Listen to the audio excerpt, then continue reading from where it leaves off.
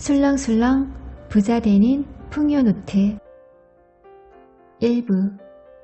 평범한 그녀는 어떻게 풍요로워졌나? 왜 돈은 나만 비켜가는 것일까?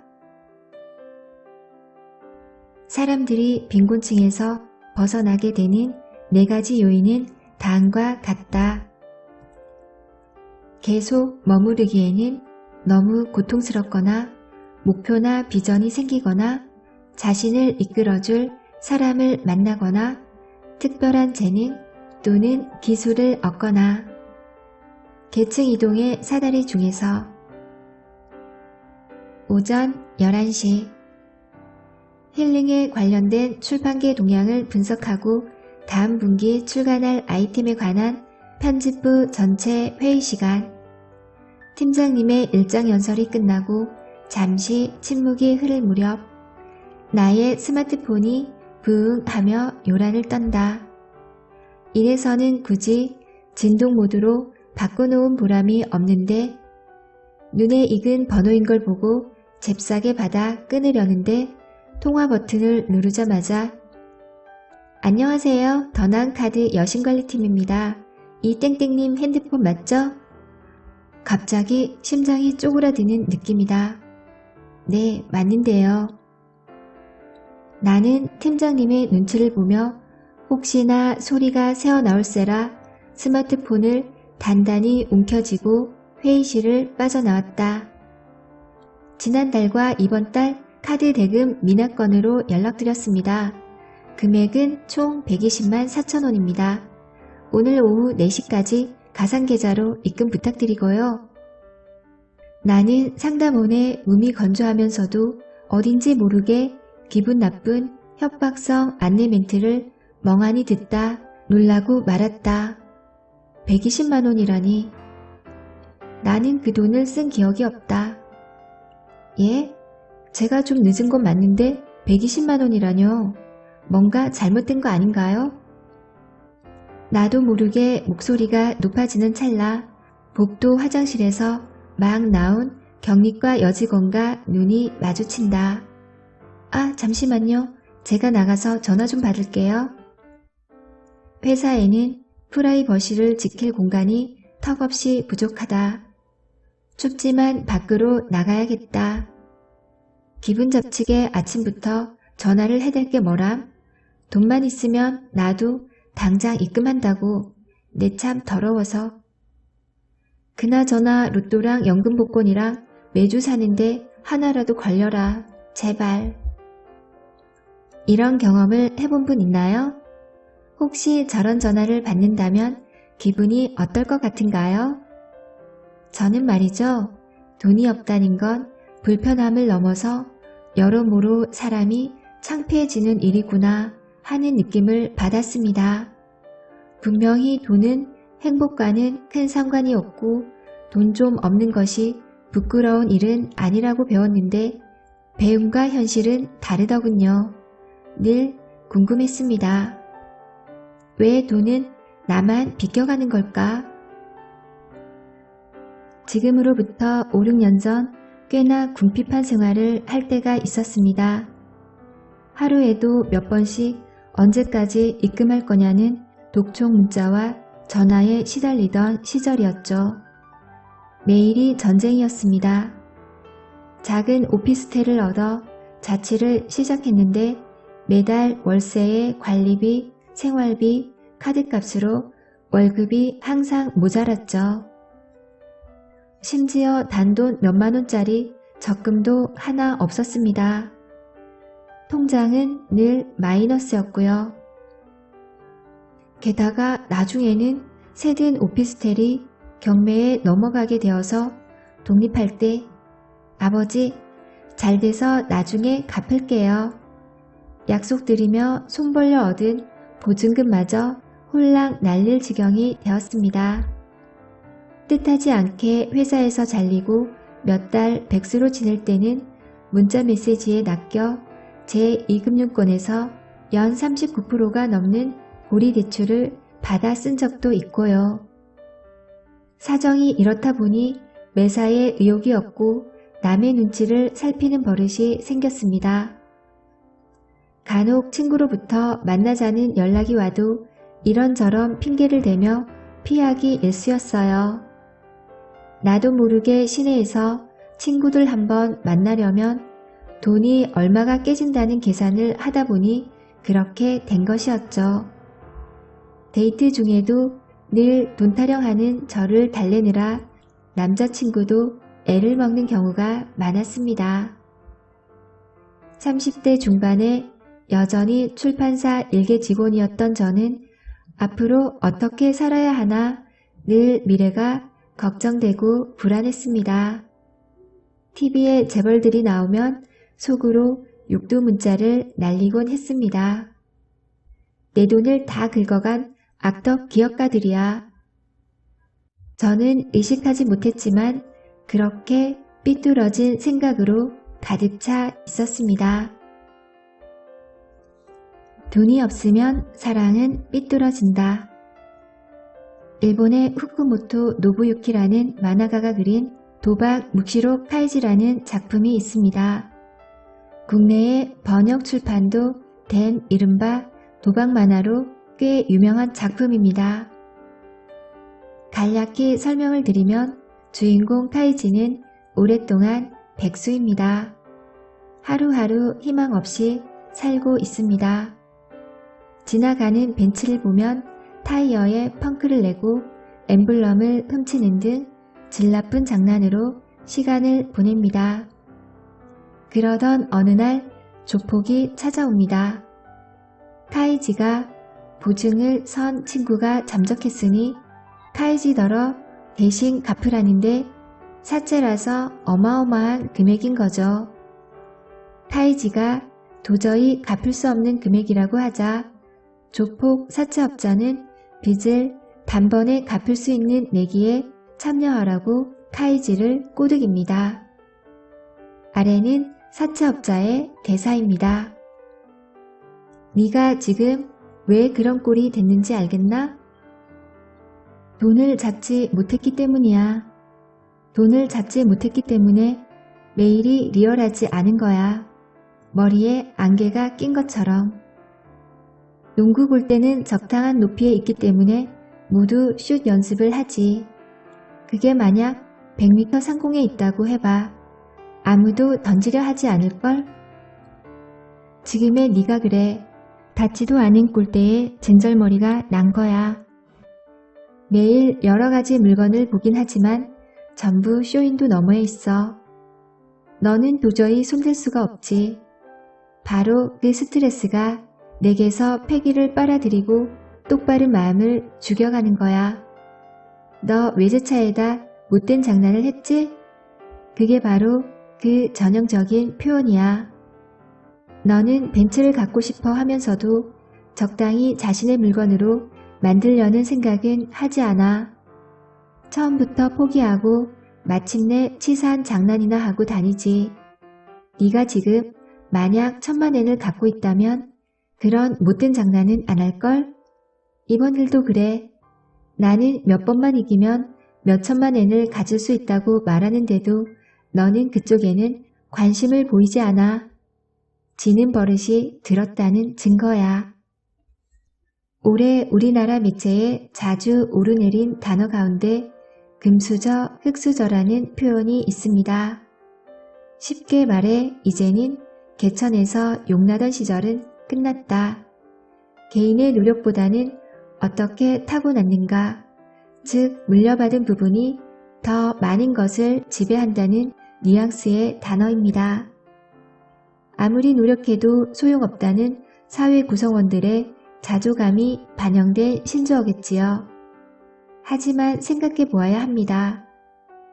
나는 흙수저야. 어차피 부자가 될 수 없어. 라고 포기하면 현실이 과연 더 관대해질까요? 조폭은 말합니다. 기회가 있다는데도 관심을 보이지 않는 너는 지는 버릇이 들었다는 증거다. 적당한 가난은 한 사람을 발전하게 만드는 자극제가 되지만 헤어날 수 없는 빈곤은 인간을 무기력하고 악하게 만듭니다.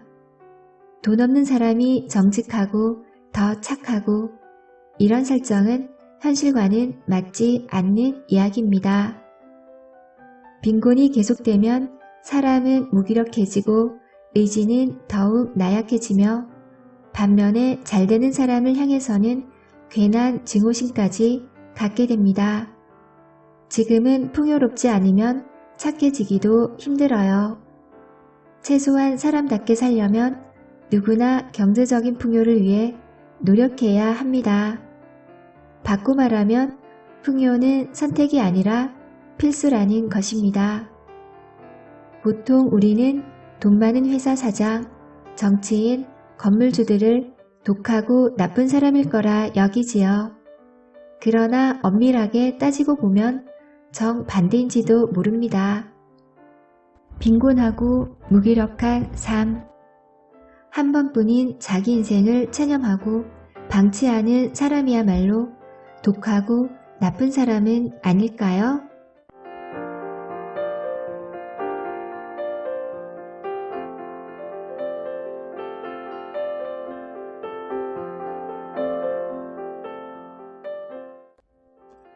나는 술렁술렁 부자가 되기로 했다. 자기의 생각을 바꾸지 못하는 사람은 결코 현실을 바꿀 수 없다. 아나르 사다트. 이쪽으로 앉으세요. 어떻게 오셨죠? 신용대출 좀 알아보려고 왔어요. 여기가 주거래은행이라서. 네, 그러셨군요. 직장이랑 인적사항 좀 알려주시고요. 여기 신용정보 제공 동의서에 사인 좀 해주세요. 조회하는 동안 잠시만 기다려주세요. 대출을 알아보러 반차를 내고 은행 창구에 와 앉아있는 내가 한심스러웠다. 이 좋은 날 휴가를 냈으면 어디라도 놀러가야 마땅한데 이게 뭐람? 그나저나 없어 보이면 안 되겠다 싶어 친구 결혼식 날 딱 한 번 입은 정장을 입었는데 이 정도면 커리어 우먼처럼 보일라나? 고객님, 죄송한데 저희 은행에서 신용대출은 어려우실 것 같네요. 등급이 안 나오세요. 아, 그게 직장인이면 어느 정도는 된다고 하던데요. 지금 다니는 회사에서 오랫동안 근무했고 안정적인 회사예요. 큰 금액은 아니고 500만 원 정도인데 안 되나요? 금액이 많고 적고가 문제가 아니고 대출이 나가는 등급이 있는데 그 등급에 해당이 안 됩니다. 미혼이시고 연봉도 그렇고 그리고 신용카드 현금 서비스를 많이 사용하셨네요. 어렵겠습니다. 털썩.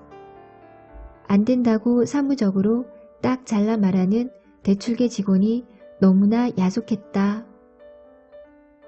내가 몇 년 동안 이 은행카드며 통장이며 얼마나 많이 써줬는데 고작 이런 대접이라니.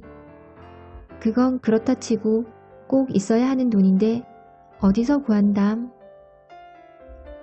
돈 들어오는 게 뻔한 월급쟁이 신분인데 아무 생각 없이 돈을 썼던 건 아닙니다. 코즈믹 오더링으로 경매에 넘어갈 뻔한 월세집을 내 집으로 장만하고 나서는 경제관념도 조금씩 생기고 있었고요. 하지만 철석같이 믿고 빌려준 500만 원을 갚는다던 상대방이 잠수를 타버렸을 때는 정말 앞이 캄캄했습니다.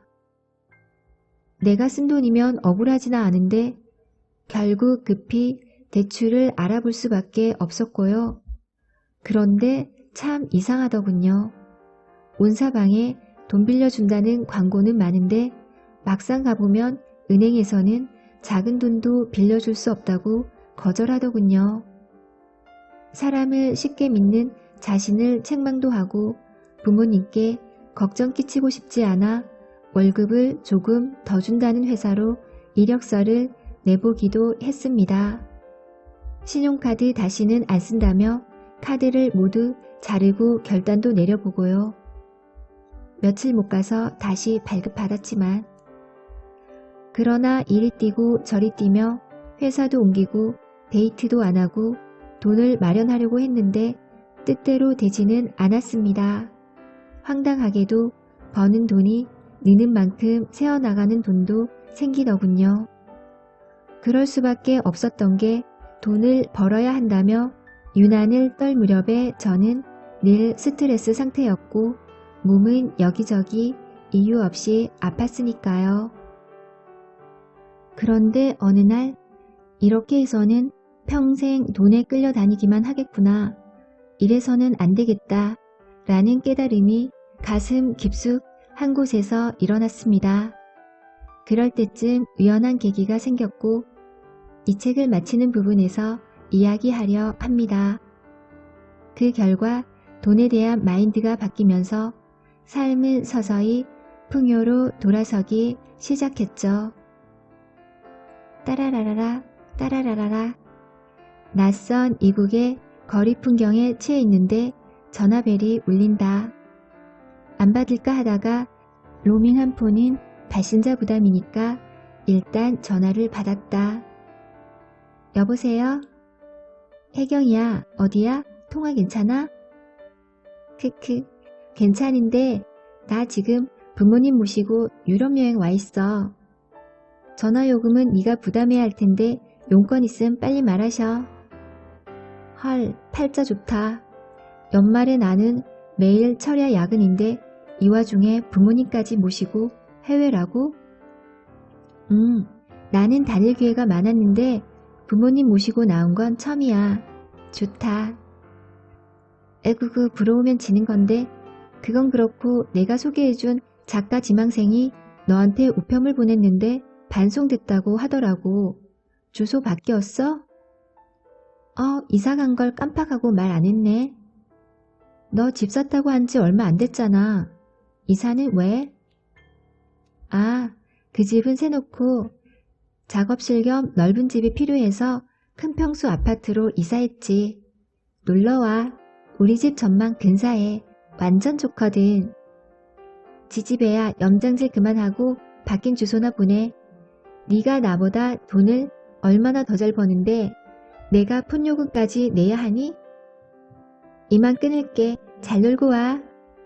응, 한국 가서 연락할게.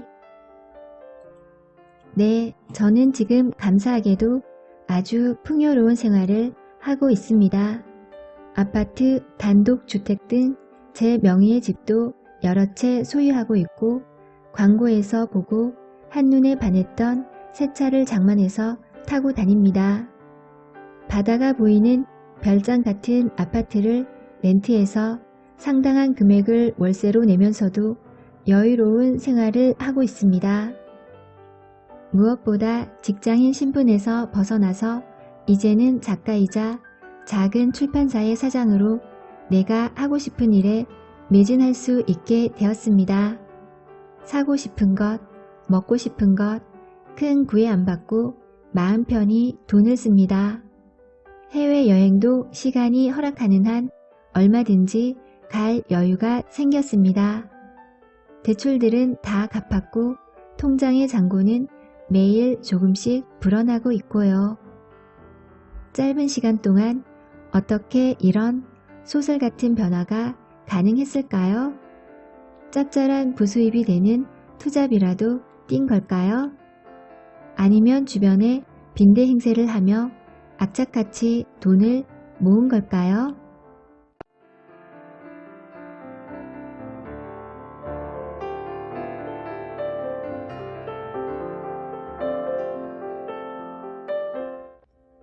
변화는 그렇게 시작되었다. 얼굴을 아주 맑은 거울에 비추어 보듯 의식의 거울에 자신을 비추어 볼 수만 있다면, 그리고 어떤 판단 분별이나 비난도 없이 이 반영을 관찰한다면 자신에게 놀라운 변화가 일어나는 것을 경험할 수 있습니다. 안소니 드멜로. 인식이 바뀐다는 것, 때로는 믿기 어렵지만 오직 그것이 변화의 전부인 경우가 많습니다. 저는 가장 먼저 현재 내가 누리고 있는 풍요를 세어보기 시작했고 그 다음으로는 마음의 금지를 하나씩 해제해 나갔습니다. 뭐뭐를 하면 안 돼. 뭐뭐는 무리야. 뭐뭐를 가질 수 없어. 뭐뭐는 나한테 비싸. 라는 말들을 의식적으로 바꿔갔죠. 그리고 어떻게 하면 돈을 벌 수 있을까? 대신 어떻게 하면 돈을 가치 있게 쓰고 행복해질 수 있을까를 고민하기로 했습니다. 돈으로 상처받은 기억은 EFT를 통해서 수시로 지워 나갔습니다. 특히 돈과 친해지기로 결심하고 은행에서 받은 상처를 집중적으로 지웠습니다. 그럴 수밖에 없던 것이 하루에도 몇 번씩 신용카드를 쓰고 돈을 송금하고 받는 등 일상의 모든 금전거래를 은행을 통해야 하는데 은행이 싫고 거부감이 느껴져서야 돈과 친해질 수가 없으니까요. 부자라면 어떻게 생각할까? 은행에서 연락이 오면 울커니 내 돈을 빌려줄 좋은 투자거리가 있겠구나 하며 좋아하지 않을까? 나도 은행에서 연락이 오면 신나고 즐거운 기분이 되도록 하자. 그러려면 더 나은 카드사에서 내 카드를 정지시킨 기업, 더드림은행에서 필요한 돈을 대출받지 못한 기업 모두 지워야겠지. 대신 나는 더드림은행의 잔고가 5억 이상이고 우대금리를 받는 VIP 고객이 된다라는 확언으로 대체하도록 하자. 그런데 긍정확언과 심상하는 처음에는 그리 만만치 않았습니다. 현재 결핍감이 심한 상태에서 나는 100억 부자가 된다. 나는 로또에 당첨된다. 식으로 무작정 확언을 하려니 내면에서 반발심이 심하게 올라왔지요. 아게 지금 이 모양 이 꼴인데 무슨 수로 100억 부자가 된다는 거야? 로또는 아무리 사도 꽝 아니면 5등이었잖아. 하는 식으로요. EFT도 열심히 했지만 잠재의식에 저장된 수많은 부정적인 기억들을 무슨 수로 다 지워내지? 하며 체념하는 마음이 들기도 했습니다. 이런다고 해서 될까? 고민을 하던 끝에 이 책의 맨 뒤에 다시 적겠지만 한 인생 선배와의 우연한 만남에서 작은 깨달음을 얻었고 그 길로 돌아와 일기를 적으면서 술렁술렁 풍요 노트를 만들게 되었습니다. 내가 평소에 쓰고 누리는 것들에 대해 감사해, 행복해, 긍정적인 감정을 느끼면서 확언과 심상화를 하니 잠재의식의 반발감이 올라오지 않더군요. 그래서 더 신나게 풍요 노트를 적어 나갈 수 있었습니다. 기억을 지우고 내가 누리는 풍요를 인식하면서 기회의 문이 활짝 열렸고 마음의 금지를 해제하면서 모든 것이 자유로워졌습니다. 뭔가를 하지 말라고 금지하면 할수록 더 하고 싶어지는 게 사람 심리지요. 그렇기에 돈 쓰지 마, 사면 안 돼 라고 억압하면 더 쓰고 싶어지는 게 우리 마음이랍니다. 그래서 저는 욕구를 자연스럽게 인정하기로 했습니다. 써야 할 곳에는 기쁘게 지출하고 지출의 긍정적인 면에 주목하기로 했습니다. 평소에 질문하는 방법을 바꾼 것도 큰 변화였습니다. 사람은 누구나 질문을 받으면 반사적으로 답을 하려고 합니다. 어떻게 하면 잘 쓸 수 있을까? 라는 질문에는 나에게 이미 쓰고 싶은 만큼 돈이 있음을 전제로 합니다. 그래서 올바른 질문이 중요하다고 하는 것이죠. 이 모든 내용들을 매일 머리로만 기억하면 실천을 안 할 때도 있어서 처음에는 빈노트에 적기 시작했습니다. 꾸준히 쓰다 보니 나름대로 효과적인 규칙과 방법이 생겼고 그것이 모여 술렁술렁 부자 되는 풍요노트라는 결과물이 되었습니다. 올바른 질문이 올바른 답을 만든다. 당신의 진짜 실수는 대답을 못 찾은 게 아니야. 자꾸 틀린 질문만 하니까 맞는 대답이 나올 리 없잖아. 왜 이우진은 오대수를 가뒀을까? 가 아니라 왜 풀어줬을까? 란 말이야. 자, 다시 왜 이우진은 오대수를 딱 15년 만에 풀어줬을까? 인용한 문구는 영화 올드보이에 나오는 유명한 대사입니다. 보신 분들은 알겠지만 이우진이 오대수를 왜 가뒀을까? 보다는 이우진이 오대수를 왜 풀어줬을까? 라는 물음이 영화의 키워드라고 할 수 있는데요. 어떻게 하면 돈을 잘 쓸 수 있을까? 라는 질문과 어떻게 하면 돈을 잘 벌 수 있을까? 라는 질문은 비슷해 보이지만 확연히 다른 내용입니다. 사람은 본능적으로 질문을 받으면 답을 하려는 성향이 있습니다. 우리의 뇌가 입력, 출력 시스템으로 이루어진 컴퓨터와 비슷한 구조이기 때문일 수도 있고 질문에 답을 안 하면 무례한 사람이 되는 사회 통념 때문인지도 모르고요. 질문을 받으면 반사적으로 답을 하려는데 질문이 명확하지 않으면 뭐라고 해야 할지 혼란스러운 경우가 생깁니다. 가끔 수능시험에서 정답이 여러 개인 문제가 출제되면 수험생들과 부모님들이 난리가 나듯이요. 따라서 질문과 답의 관계는 참으로 긴밀하고 무엇보다 자기계발적인 측면에서도 정확한 질문이 정확한 답을 이끌어낸다는 것에 주목할 필요가 있습니다. 이 내용이 왜 나는 하는 일마다 잘 되지? 라는 책에는 의문형 확언으로 소개되기도 했습니다. 즉, 왜 선배는 늘 나만 갈구지? 왜 나는 물만 먹어도 살이 찌지? 왜 나는 노력해도 되는 게 없지? 왜 나는 친구가 없지? 왜 나는 매번 남자한테 차이지? 이런 질문을 하면 우리의 뇌는 이 부정 질문에 대한 부정형 답을 내어줍니다. 여기서 질문은 긍정형으로 해야 되는데 긍정형 질문이 와닿지 않는다면 왜 질문보다는 어떻게 질문을 활용하는 편이 훨씬 좋답니다. 그러면 다음에 나오는 예시처럼 됩니다. 왜 선배는 나를 좋아하지? 어떻게 하면 선배가 나를 좋아할까? 왜 나는 남자한테 안 차이지? 어떻게 하면 안 차이고 행복한 연애를 할 수 있을까? 왜 나는 친구가 많지? 어떻게 하면 나에게 친구가 많아질 수 있을까? 다른 사람한테 질문할 때도 같은 방법으로 합니다.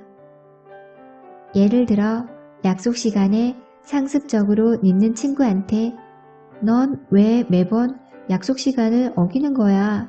하면 친구는 늦을 수밖에 없는 이유와 변명을 서너 개 이상 댈 수 있다는 것이죠. 그럴 때는 거꾸로 어떻게 하면 제 시간에 올 수 있겠니? 라고 물어보는 게 훨씬 유익합니다. 그 유명한 페이스북도 어떻게 하면 학교 친구들이 만나지 않고도 서로 관심사를 공유할 수 있을까? 라는 질문 하나에서 출발했다고 합니다. 나아지겠다는 의도는 있는데 생활이 맴돌이를 하는 것 같고 눈에 띄는 발전이 없다고요? 그렇다면 자신이 습관적으로 어떤 질문을 하는지 살펴보고 바꾸어야 합니다. 왜 나는 이렇게 돈이 없을까? 왜 나는 이렇게 무능할까? 하는 말들은 풍요를 멀어지게 하는 결과를 불러오니까요.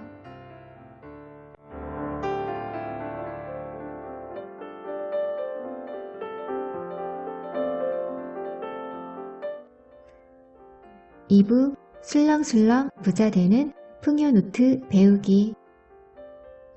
오직 3명만이 자신의 꿈을 글로 적는다. 예일대 졸업생 중 3%만 꿈과 목표를 글로 적었고 나머지 97%는 그렇지 않았는데 20년 후 목표를 적은 3%가 전체 부의 97%를 누리고 있었다. 꿈꾸는 다락방 중에서 술렁술렁 부자 되는 풍요 노트란? 술렁술렁 부자 되는 풍요 노트는 과연 무엇일까요? 술렁술렁 부자 되는 풍요 노트는 줄여서 한 문장으로 노트에 자신이 바라는 풍요를 특정한 형식으로 적음으로써 목표하는 경제적 풍요를 빠른 시간 내에 이루는 자기 창조 기법입니다. 글쓴이는 내가 가진 능력과 범위 내에서 어떻게 하면 가장 쉽고 빠르게 최대한의 경제적인 풍요를 끌어올 수 있을까를 고민했고 그 결과물로 풍요 노트가 만들어지게 되었습니다. 풍요 노트는 단순한 노트법 그 이상입니다. 풍요라는 단어는 부자 그 이상의 의미를 담고 있습니다. 경제적으로는 부자일지 몰라도 마음은 풍요롭지 못한 사람이 많습니다. 재벌이라고 해서 예외는 아니지요. 또 마음이 풍요롭지 못하면 현실적으로 비난할 확률도 높습니다. 풍요의 시작은 마음, 의식이며 술렁술렁 부자 되는 풍요 노트는 부자가 되기 위해 필요한 가장 기본적인 태도, 긍정적인 마음의 힘을 길러 현실의 변화로 이어지게 합니다. 풍요 노트가 제게 가져다준 풍요는 액수로 치면 거의 억대에 이릅니다. 어떻게 그게 가능하냐고요? 믿기 어렵겠지만 이제부터 그 방법을 하나씩 설명하려고 합니다. 풍요 노트 쓰는 법. 풍요 노트는 아주 쉽고 간단합니다. 쓰는 순서는 다음과 같습니다. 1. 경제적인 풍요, 즉 구체적인 금액을 우주에 주문합니다. 나는 2016년 7월 안에 8천만 원이 생기는 것을 우주에 주문하고 허용합니다. 2. 경제적 풍요를 주문한 다음 날부터 가계부 다이어리 수첩 중에서 아무거나 자신에게 편한 기록장을 택하여 그날 경험한 경제적 풍요를 적습니다. 사소한 것도 모두 적습니다. 사소한 걸 적는 거라서 메모가 필요합니다. 다 기억하기 힘드니까요. 중요한 것은 지출을 쓴다는 것입니다. 대출금을 갚은 것부터 단순히 물건을 구매하는데 쓴 돈도 구입하면서 기분이 좋았다면 풍요입니다. 또 돈으로 살 수 없는 귀한 위로, 격려, 애정 표현을 받은 것도 나름대로 값어치를 매겨 적어봅니다. 주의점은 절대로 마이너스 항목은 적지 않는다는 것입니다. 풍요 노트에는 오직 플러스 항목만 있습니다. 마이너스는 목표금에서 빼는 계산을 할 때만 사용합니다. 3. 여기서 매일 경제적 풍요를 경험하는 게 가능할까? 라는 의문을 가지기 쉬운데 예시를 참고해 주세요. 3월 15일 친구가 커피 마시라고 기프티콘을 싸주었다. 플러스 4,000원.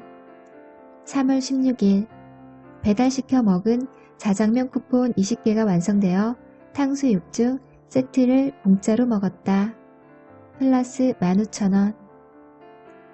3월 17일 소셜커머스에서 반값 쿠폰으로 정상가 5만원의 공연을 2만원에 관람했다.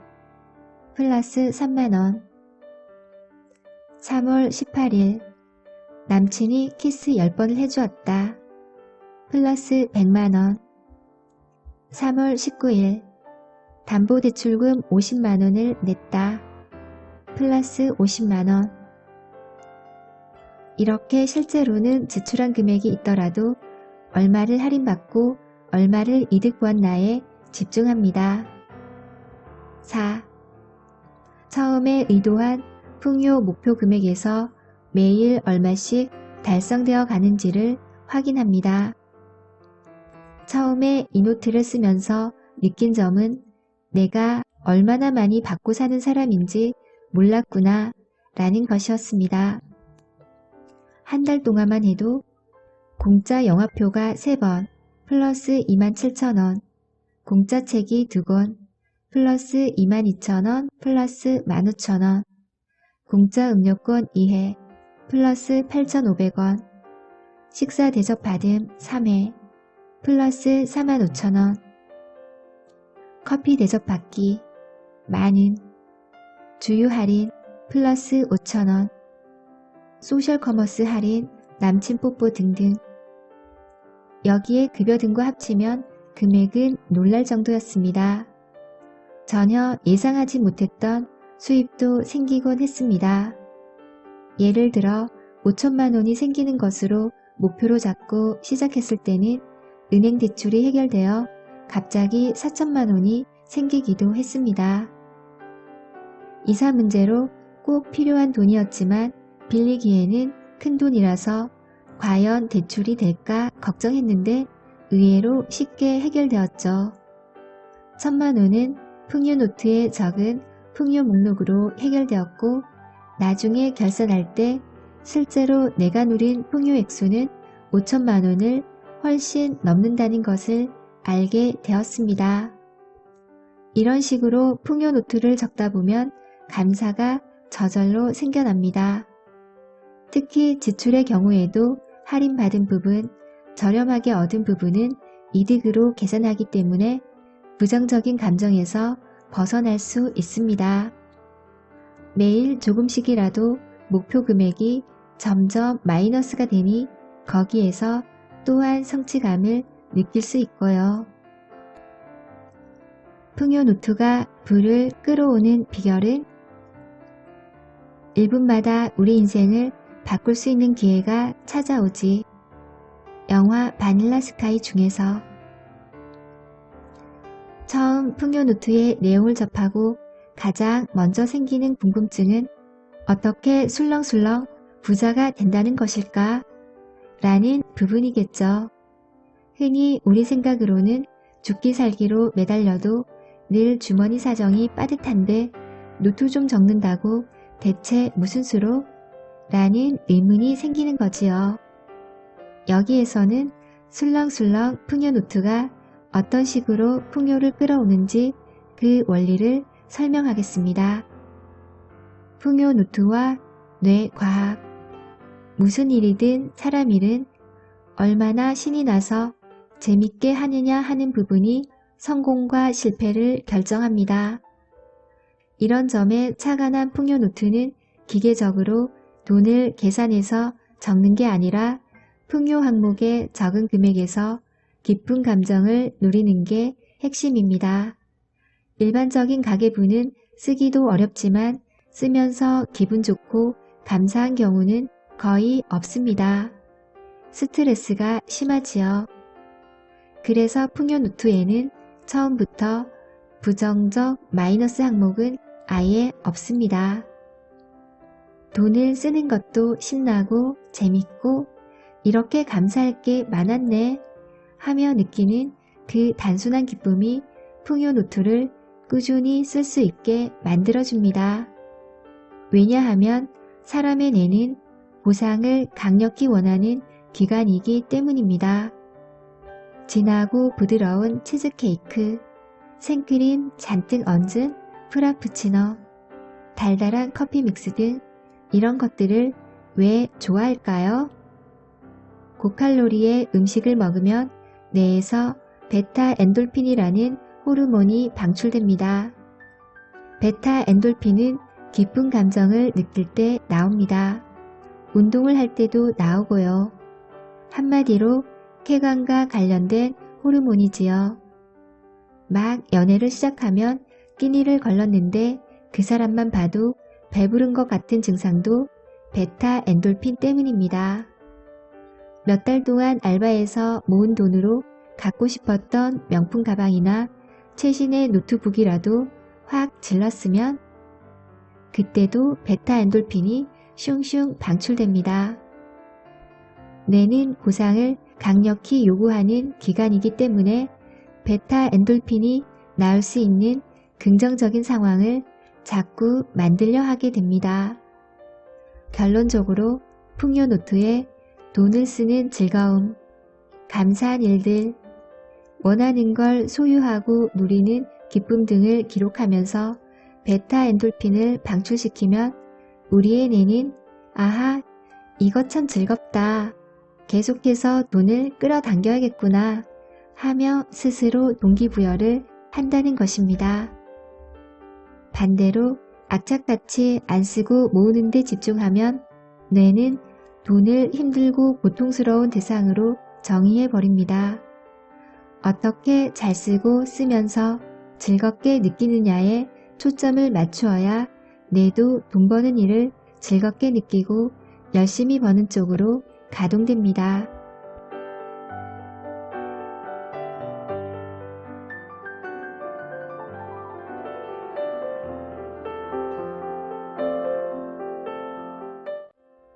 풍요는 자연 법칙을 따른다.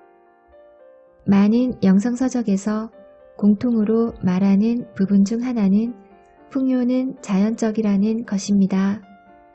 자연과 우주는 인간에게 무한에 가까운 자원을 허락해주고 있습니다. 따라서 풍요를 누리는 것 또한 숨쉬는 것처럼 자연스러운 일이라고 할 수 있으며 풍요 또한 자연 법칙의 적용을 받습니다. 자연 법칙은 몇몇 사람에게만 적용되는 것이 아닙니다. 되었다 안 되었다 하는 것도 아닙니다. 자연 법칙이라 함은 중력의 법칙처럼 예외가 없다는 뜻입니다. 자연 법칙의 첫 번째 원리로 감사는 원하는 것을 끌어오는 성질이 있습니다. 그래서 풍요노트는 감사와 긍정이 기본 바탕입니다. 스노우볼 효과라고 들어보셨나요? 겨울에 눈을 뭉쳐 눈사람을 만든다고 생각해 보세요. 처음에 눈을 모아 손으로 꾹꾹 눌러 작은 눈덩이를 만들고 그 작은 눈덩이를 눈밭에 대굴대굴 굴리면 눈이 점점 뭉쳐져 마침내 커다란 눈덩어리가 됩니다. 큰 산에서 눈사태가 나는 원리가 이것이랍니다. 풍요의 성격도 딱 이와 같지요. 흔히 재테크의 가장 기초를 500만원이든 1000만원이든 종잣돈을 만드는 것이라고 하지요.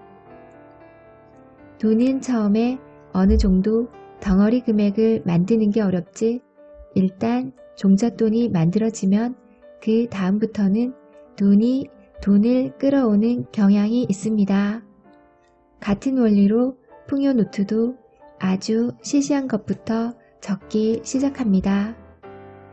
술렁술렁 내가 애쓰지 않고도 받아 누리는 풍요를 적다 보면 날이 가면 갈수록 풍요의 단위가 점점 커지는 걸 경험할 수 있어요. 글쓴이는 술렁술렁 하면 떠오르는 연예인이 버스커버스커의 장범준 군입니다. 장범준 군이 슈퍼스타 K의 오디션을 볼 때 내가 꼭 우승을 해야 하는 이유는? 이라는 질문에 우승은 못해도 괜찮습니다. 나는 즐기기 위해 노래합니다. 라고 적었다고 합니다. 참 멋집니다. 입장을 받고 생각하면 이해가 쉽겠지요? 여러분도 어떤 사람을 볼 때 꼭 해야 돼. 이거 없음 나 죽어버릴래. 하는 독한 사람보다 술렁술렁 안 돼도 괜찮아. 그냥 즐기자. 하는 사람에게 더 끌리지 않나요? 돈이 사람을 찾아갈 때도 아마 그렇지 않을까요? 돈은 돈을 끌어옵니다. 풍요로운 마음과 감사는 역시 풍요로운 환경을 끌어옵니다. 이는 예외가 없습니다. 자신이 실천하느냐 마느냐의 차이만 있을 뿐입니다.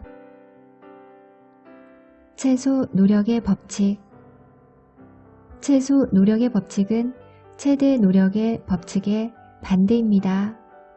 최대 노력의 법칙은 글자 그대로 할 수 있는 한 최대로 노력해야 한다는 뜻입니다.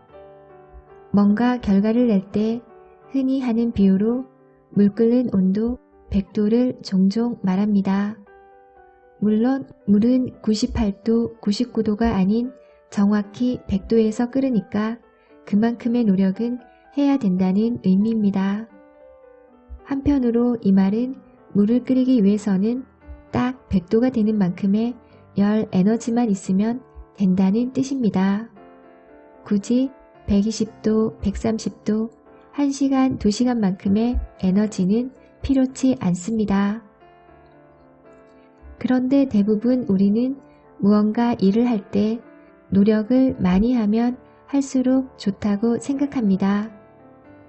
TV나 매체 등에서 죽을 만큼 노력한 사람들의 이야기를 지나치게 미화하고 찬양한 영향이 큽니다.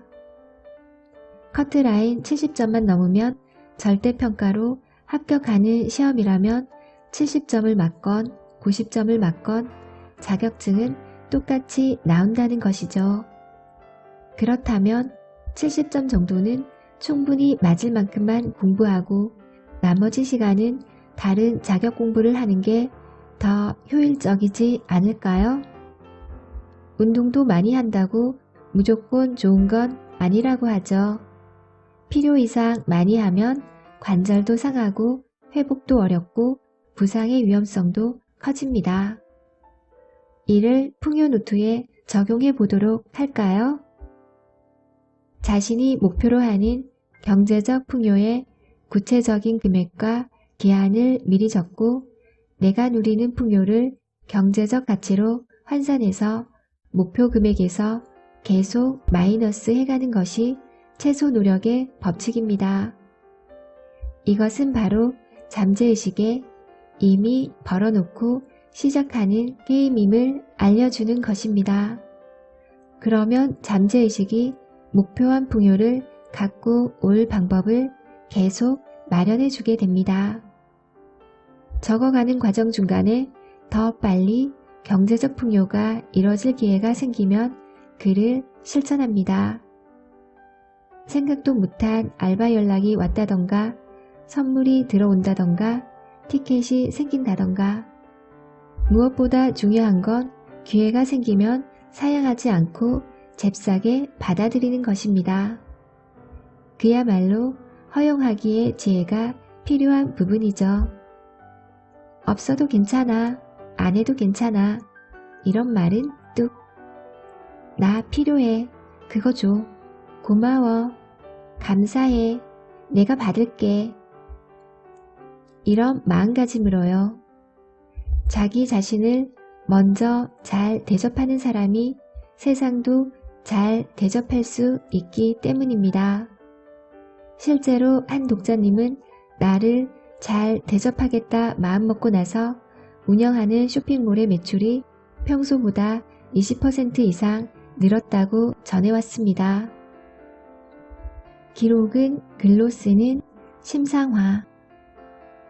글쓴이가 다년간에 걸친 배움과 경험을 통해 확실하게 내린 결론 한 가지가 있습니다. 그것은 손을 움직이면 잠재의식이 깨어난다입니다. 그런데 기록을 해야 한다면 귀찮거나 부담스럽게 느끼는 분들이 많은 걸 압니다. 자주 받는 질문 가운데에도 목표를 꼭 글로 적어야 하나요? 라는 질문이 있을 정도니까요. 글로 쓰는 게 더 효과적인 데에는 특별한 이유가 있습니다. 그것은 바로 많은 분들이 늘 궁금해하는 심상화와 관련된 부분입니다. 많은 자기계발 방법론에서 우주에 원하는 걸 주문할 때 심상화를 활용하라고 조언합니다. 우리의 뇌는 현실과 생생한 상상을 구분하지 못하니까요. 이렇듯 잠재의식과 소통하는 방법 중에 하나가 시각정보입니다. 사람은 오감을 통해서 환경에 대한 정보를 받아들이고 뇌가 그것을 처리하는데 가장 많은 부분을 시각에 의존합니다. 영어로 시각을 뜻하는 비전이 한편으로 목표라는 의미를 가지듯이 잠재의식은 그것이 구체적인 형상을 가지고 눈에 보여야 목표로 인식합니다. 그래서 시각화를 통해서 잠재의식에 내가 원하는 것의 이미지를 반복해서 보여주면 잠재의식이 자극받아 그를 성취하려 움직이는 것이죠. 영단어를 외울 때 눈으로 보고 마는 것과 소리내어 읽고 손으로 직접 써보는 것은 현저한 차이가 있죠. 마찬가지로 우리가 목표를 정하고 그를 위해서 두뇌를 가동하는 방법 역시 손으로 쓰는 것만한 게 없습니다. 그리고 글로 쓰는 게 좋은 이유는 일단 글로 쓰면 기록으로 남아 목표를 더 자주 눈으로 확인할 수 있기 때문입니다. 자주 눈에 보이니까 잠재의식이 이 목표를 자연스럽게 받아들이게 됩니다.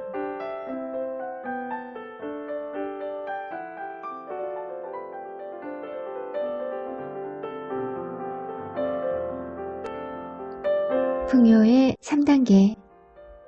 바람직한 풍요에 이르기까지는 3단계의 변화 과정이 있습니다. 1단계. 가난해서 절약하는 단계. 2단계. 있으니까 소비하는 단계. 3단계. 필요한 곳에 쓰고 나머지는 절제하는 단계. 이렇게 3단계이며 각 단계별 키워드는 절약, 소비, 절제입니다. 1단계는 돈이 없으니까 아껴야 한다는 생각으로 절약하는 단계입니다. 무의식적으로 아껴야 해 하면서 돈을 쓸 때마다 스트레스를 받고 위축되지요. 돈에 관한 마인드가 바뀌기 전까지 대부분 일반 서민들의 상태가 이렇습니다. 2단계부터는 돈이 쓸 만큼 생기기 때문에 마음 편히 소비를 할 수 있게 됩니다. 풍요의 관념이 바뀌면서 써도 돈이 생긴다는 걸 알고 쓴다는 게 나쁜 일이 아니라는 걸 알면서부터 지출에 좀 더 자유로워집니다. 한 가지는 여기서 시험에 빠질 수가 있는데요. 1단계의 가난에서 벗어나 풍요로움이 시작되면 그동안 참았던 것을 한꺼번에 터뜨리는 경우입니다. 가장 쉬운 사례로 로또 당첨 후 패가망신이 될 수 있지요. 돈을 다룰 수 있는 능력이 갖춰지지 않은 상태에서 갑자기 많은 돈이 생기면 혼란에 빠지게 되는데요. 돈만 있으면 벤츠도 타고 남태평양으로 여름 휴가도 가고 명품관에서 샤넬, 에르메스 팍팍 질러주리 하는 식으로 지내다 보면 과한 쇼핑 중독에 빠지거나 돈을 목적으로 다가오는 사람들에게 사기를 당하는 경우가 생깁니다. 즉 여기서 자칫 잘못하면 다시 1단계로 내려갈 수 있고 그렇기에 실제로 1단계와 2단계를 오락가락 하는 분들이 상당히 많습니다. 벌었다가 망하고 또 재기하는 일을 반복하는 분들이 여기에 해당될 수 있습니다. 풍요에 관한 관념이 내면에서부터 변화하지 않으면 시험을 계속 겪겠지요. 가장 중요한 3단계입니다. 사람이 부족해서 허덕일 때는 그렇게 하고 싶고 갖고 싶지만 막상 가져보면 그 감흥이 그리 오래가지 않습니다. 적응의 동물이기 때문에 그렇지요. 연애 같은 뜨거운 인간관계도 그 비슷합니다. 최신형 IT기기나 200평의 전원주택, 좋은 차, 명품 가방 등등. 정말로 저도 약소하게나마 경험했지만 소유의 기쁨은 잠시 잠깐이고 곧 맹숭맹숭한 상태가 됩니다. 여기까지가 2단계 말기의 현상이고요. 3단계로 넘어가면서 중요한 정신적 성장이 일어납니다. 시야가 넓어지는 거지요. 1단계에서는 돈만 보인다고 하면 2단계에서는 돈과 내가 보입니다. 3단계가 되면 시야가 더 넓어져서 돈과 나와 내 옆사람이 보입니다. 우주는 무한히 풍요롭다고 하지만 지금 지구에 매장되어 있는 석유는 100년 이내로 바닥이 납니다. 우리가 죽을 때까지야 맘 놓고 써도 되겠지만 우리가 낭비하면 자손들은 다시 말을 타고 다녀야 할지도 모르죠. 나는 싸다고 사서 한철 입고 버리는 옷인데 아프리카에서는 그 옷 한 벌도 없어 벌거숭이로 지내는 사람이 많습니다. 서구에서는 많이 먹고 다이어트를 해야 한다며 난리굿인데 지구 반대편에서는 굶어 죽어가는 사람들도 있지요. 그래서 3단계의 풍요에 이르면 자연스럽게 절제하는 태도가 나타납니다. 음식도 과하게 먹지 않고 소비나 지출 또한 2단계보다도 과하지 않습니다. 큰 부자들의 외모를 잘 살펴보세요. 비만일 정도로 뚱뚱한 사람도 없고 지나치게 화려한 사람도 없습니다. 물질적 풍요로 채우는 욕망이라는 건 한계가 있다는 걸 깨닫는 것이지요. 나, 가족, 내 자녀, 내 부모님, 내 이웃, 지역사회, 지구. 자신이 누리는 풍요롭고 무한한 자원이 모두가 함께 공유해야 할 자산이라는 것을 느끼게 됩니다. 이때부터는 저절로 나눔이나 기부에도 관심을 돌리게 되고 사회적인 문제에도 관심을 갖게 됩니다. 이른바 노블리스 오블리주도 2단계에서 가능합니다. 전략과 절제의 차이가 헷갈릴 수 있는데 절약은 환경 때문에 하기 싫어도 해야 하는 것이고 절제는 내가 차고 넘침이 있는데도 자발적으로 조절할 줄 아는 것입니다.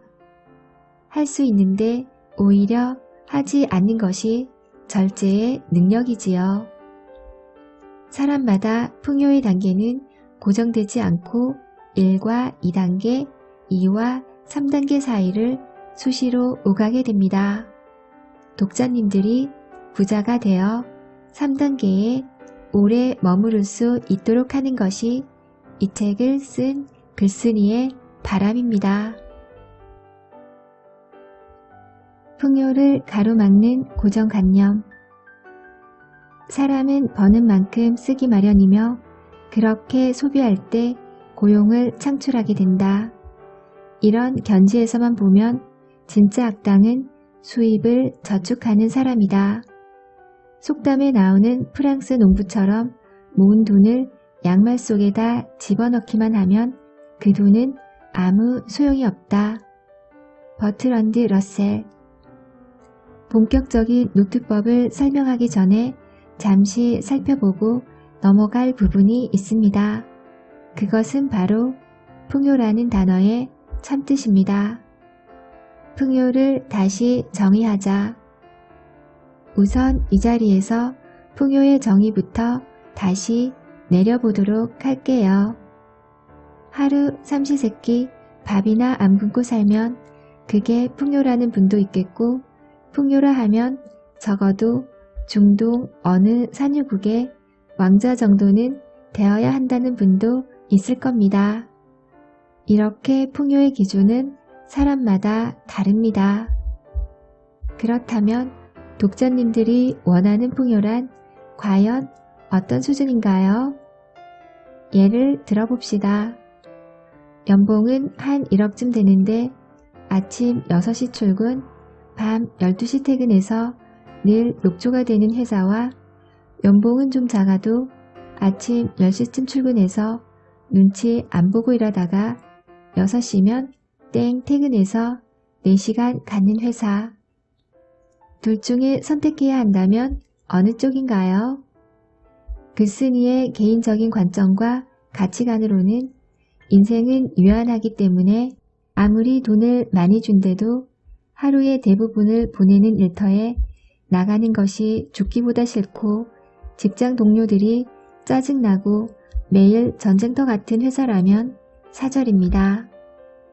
마찬가지로 목표한 경제적 풍요를 이루는데 못 먹고 못 쓰고 반찬은 간장에 김치 한 조각, 옷 한 벌로 사계절을 나면서 10년 동안 고생해서 1억 만든다? 저라면 그렇게는 안 한다는 거죠. 돈 때문에 그렇게 산다면 돈을 모으는 시간 동안 그 사람의 인생이 너무 아깝지 않을까요? 그런 사람을 정말 풍요로운 사람이라고 할 수 있을까요? 30대의 젊은 나이에 백만장자가 된 미국의 사업가 MJ 드마코는 그의 책을 통해 이런 말을 했습니다. 돈을 모아 천천히 부자가 되겠다고 한다면 당신이 기다리는 빛나는 내일은 40년 후에나 올 수도 있다. 그 빛나는 내일은 당신이 73세 치매 노인이 되어 냄새나는 침대 위에 누워있을 때쯤 올지도 모른다.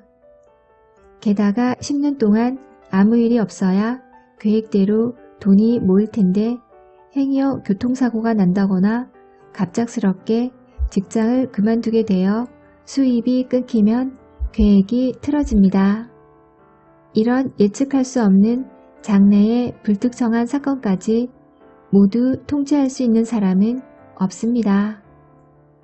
저는 풍요 노트를 본격적으로 쓰기 시작하면서부터 지금까지 안 먹고 안 쓰고 아끼고 개고생해서 부자 되기 이런 것을 목표로 삼지 않았습니다.